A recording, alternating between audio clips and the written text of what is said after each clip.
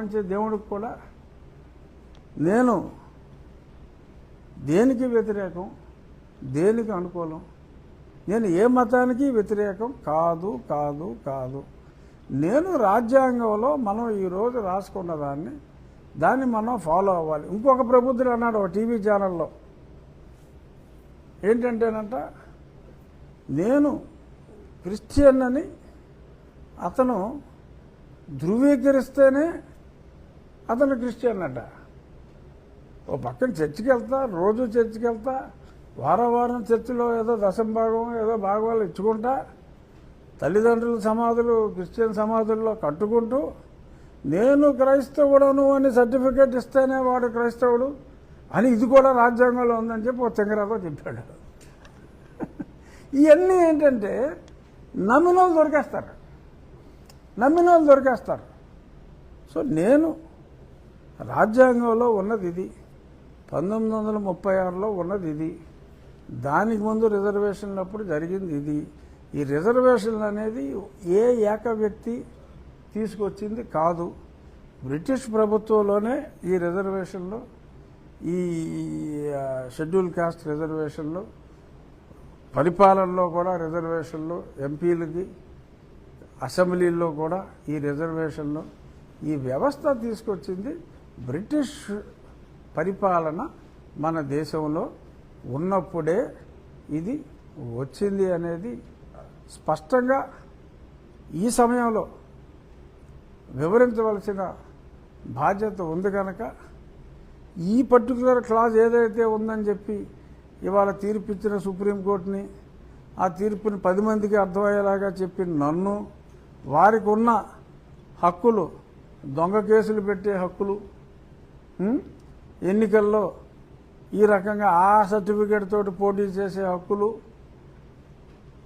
ఆ particular GO ద్వారా ఏదైతే సంక్రమించినాయి అనుకుంటున్నారో అవి సంక్రమించవు అని చెప్పినందుకు నన్ను అదే పనిగా తిచ్చిపోస్తున్న వారికి, ఏమో వీరు చెప్తున్న మాటల్లో ఏదైనా నిజం ఉందేమో అని చెప్పి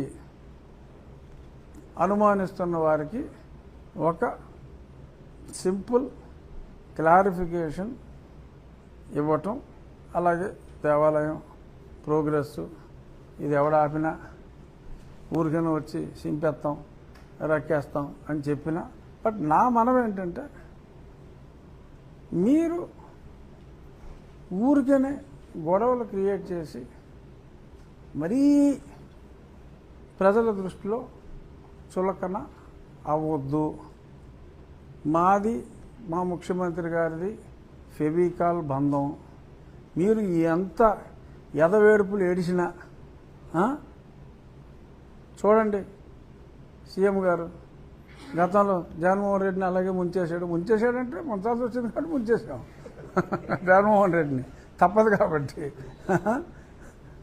ఈయన నాకు ఇష్టమైన నాయకుడు, ఆయన నేనంటే ఇష్టంగా ఉన్నారు, నాకు సముచిత స్థానం ఇచ్చారు.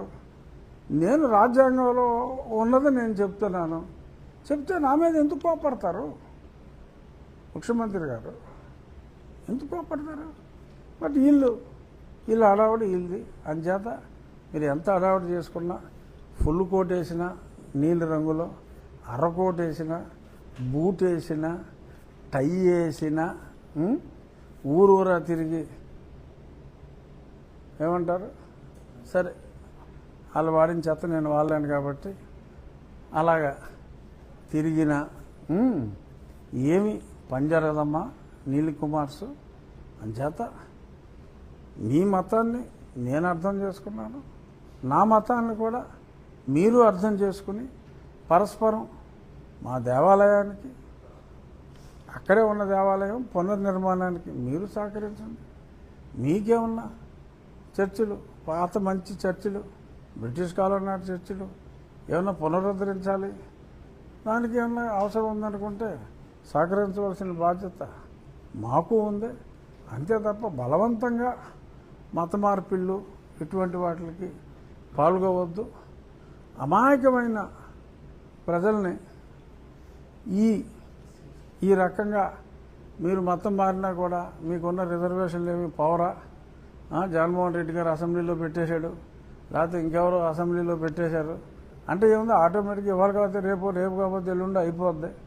అది అవ్వదమ్మా, అది పార్లమెంట్లో పెట్టాలమ్మా. 2/3 మెజారిటీ ఉండాలి. Not less than 51% of the states దానికి ఒప్పుకోవాలి. ఇదంతా అయ్యేది కాదు. జగన్మోహన్ రెడ్డి ఏమి చేయలేడు. అలాగే ఇప్పుడు ముగించే ముందు మావిగన్ గురించి మాట్లాడకపోతే అది అసంపూర్ణంగా ఉంటుంది. జగన్మోహన్ రెడ్డి గారు అదే పనిగా పదే పదే మావిగన్ వస్తుంది, నేను వస్తాను, మావిగన్ తెస్తాను ఆయన అంటున్నారు. ఈలోపు మరి అక్కడ లోకేష్ గారు అక్కడ కూర్చుని చంద్రబాబు నాయుడు గారు అసెంబ్లీలో నేను చైర్ చేశాను, మా స్పీకర్ గారు నేను ఇద్దరు చైర్ చేశాం. స్పష్టంగా ఇక్కడ పాస్ చేసి అక్కడ పార్లమెంట్ ఉభయ సభల్లో యాక్సెప్ట్ అయింది. అయితే దాన్ని ఉంది మళ్ళీ అసెంబ్లీలో పెడతాం, మళ్ళీ అక్కడ పంపుతామని చెప్పి ఆయన అంటున్నాడు. సో ఇప్పుడు అన్ని పార్టీలు అయిపోయినాయి, అక్కడ మద్దతు ఇచ్చారు. యువన్ పార్టీ ఏంట్రా అంటే యువజన శ్రామిక రైతు కాంగ్రెస్ పార్టీ. ఈ యూస్రా రై పార్టీ దాన్ని ఆమోదించాలి అని అంటే అక్కడ సరే ఇక్కడే రాదు, ఎలాగో అది వేరే విషయం. అక్కడ ఆమోదించాలి అంటే ఈ యూస్రా రై పార్టీ ఈ 2/3 మెజారిటీ అంటే అంత దగ్గర దగ్గర 300 చిల్లర సీట్లు, 50% కూడా కాదు. అప్పుడు 800లో 860లో కనీసం 470 500 చిల్లర రావాలి. 500 చిల్లర సీట్లు, 11 ఎమ్మెల్యేలు ఇక్కడ. పార్లమెంట్లో 500 సీట్లు వచ్చి అప్పుడు ఈ మావిగన్ అన్నదే నిజమయ్యే అవకాశం రావచ్చు. సో దీన్ని బట్టి అర్థం చేసుకోవాలి ప్రజలు. జగన్మోహన్ రెడ్డి గారికి ఈ సబ్ రీజనల్ పార్టీకి తెలంగాణలో కూడా ఒక కౌన్సిలరు లేకుండా ఓన్లీ ఆంధ్ర రాష్ట్రంలో ఉన్న ఈ సబ్ రీజనల్ పార్టీకి, రీజనల్ పార్టీ కూడా కాదు సబ్ రీజనల్ పార్టీకి భారతదేశ స్థాయిలో, ఎందుకంటే ఇప్పుడు ఈ పార్టీలన్నీ సపోర్ట్ చేసినాయి కదా, ఈ మళ్ళీ ఏమి ఇంకో రకంగా స్థానం మార్చరు. సో అన్ని స్థానాలు రావటం సాధ్యమా?